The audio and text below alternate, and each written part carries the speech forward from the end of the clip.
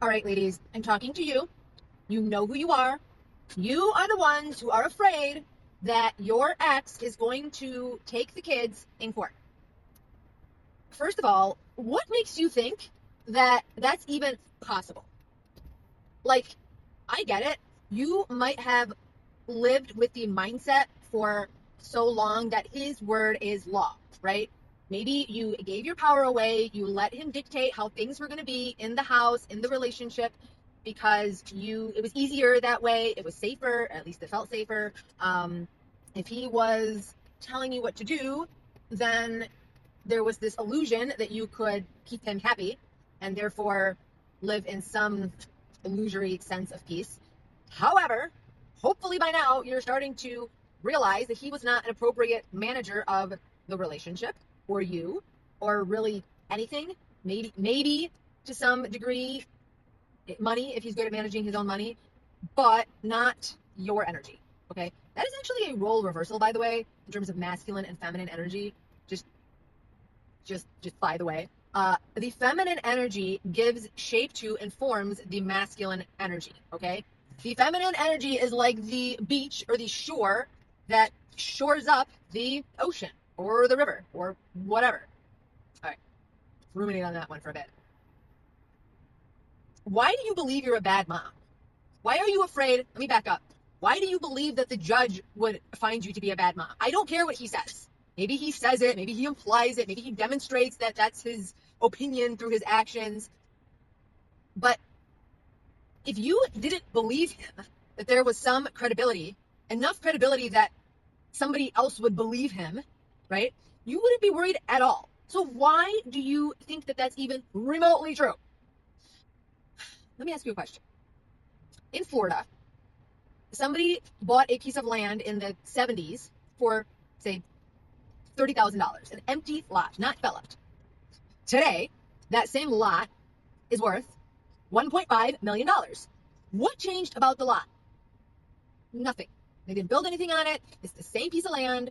How did it go from $30,000 in the 70s to $1.5 million today? I don't even know what the math is for that increase. It's a lot, like over 30 times its value. The answer is that people saw more value in the land. They appreciated it, so it appreciated in value. The land itself has not changed. So, do you see value in yourself? Do you appreciate yourself? Because nobody can see value if you don't see value. What you are blind to, probably the rest of the world would be blind to as well. And sweetheart, girlfriend, I love you. I am so sorry. If you got into a relationship with that bunghole in the first place, that predator, that boundary violator, yes, I said bunghole, it's probably because you didn't value yourself. And in the beginning, he gave you approval, and that felt good, and made you the source of his happiness, and then also made you the source of his rage. So basically, he's codependent on you, honey. You are his battery. Cut off the supply. Cut off that life juice, okay? All right, but let's keep this focused on you. I hear about so many custody, blueprint, divorcing and narcissist battle, programs that are like document. Okay, fine. And maybe that's true. He, was late. He passed up on his parenting time. He did this, he did that. I'm not saying to not do that, all right? If you need facts and evidence, then yes, you need to be organized and you need to collect it. Just like a cop. A cop can't be like, oh yeah, this guy's a total criminal. He's totally guilty. Okay, where's your evidence to support that claim? Oh, I just know. Trust me, I know. I felt it. I saw it. Yeah, but we're going to need a little more than that. So this is your chance to play police officer. Sorry, I love license plates and like trying to determine what that one plate was, what the vanity plates were saying. Okay, fine. Why don't you do this? Make a list every single day of all the things you do for your kids.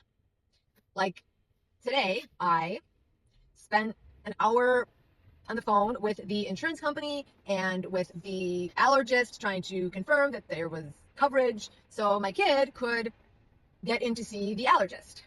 And it was super annoying because that was time out of my workday.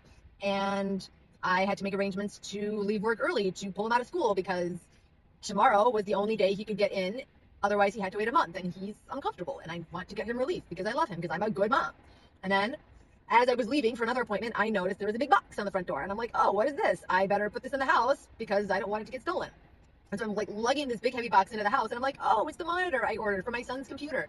And then, of course, I wanted to hide it for the holidays. So I'm like lugging this big box down my basement stairs, like having come in from the snow and trying to like not trap snow all over the house. Whatever. My point is, we do a million things for our kids every single day, and we do them with love because we love them, because we're good moms. So make a list of all the things you do. And I'm not saying you need to bring this list to court. You know what? Maybe you do. Maybe you do. It doesn't matter. You have it. But look at that and say, why is this voice in my head, whether it's his voice? Here's the thing. Nobody can abuse us unless we abuse ourselves first. We all have an inner critic, an inner opponent, the Satan, whatever you want to call it. And that voice, just like we can stand up to a bully on the outside, we need to stand up to that inner bully. The one that tells us we're not skinny enough, that we're, not smart enough, that we're too old, that we're, not worthy, whatever it is. You stand up to that voice in your head and you're like, okay, do your little dance. Enjoy that. I mean, fine. If you want to lose some weight, do it out of love. I love myself. I deserve to be healthy. I deserve to drop this 5 pounds or 10 pounds or whatever it is. That's one thing. But you're not going to abuse or shame yourself into improvement. That doesn't work for anybody. Has that ever been successful? And yeah, I mean, maybe people can intimidate others out of fear temporarily. They can sort of bang things into place. But it's like, look at why you stayed with your ex for so long. It was fear. It wasn't love. It was trying to get your needs met, right? You don't love him. You don't love him. I promise you, you don't love him. You might want something from him. You might have loved the way he made you feel sometimes, but you do not love him. Honey, darling, sweetheart, he's your enemy. He's trying to hurt you. You don't love your enemy. You might love him like as another human. You might love a rabid dog because you love dogs, but that doesn't mean that you let the rabid dog into your home. If anything, let's not say rabid. Let's say like untrained, unruly. Yeah, if somebody loves dogs and they work at an animal shelter, yeah, maybe they want to take on one of these unruly dogs and train it. And they train it out of love, which includes discipline and boundaries. And yes, rewards for good behavior as well. Maybe you didn't train your man. But you can start now. You do train people how to treat you. And anyways, whatever. My point is, think about all the things you do for your kids. And if that internal voice or external voice tries to tell you you're a bad mom, like, really? Okay, you enjoy thinking that. It's not true. What's next? Let's move on. Keep moving forward. Do not get stuck. Love you, bye.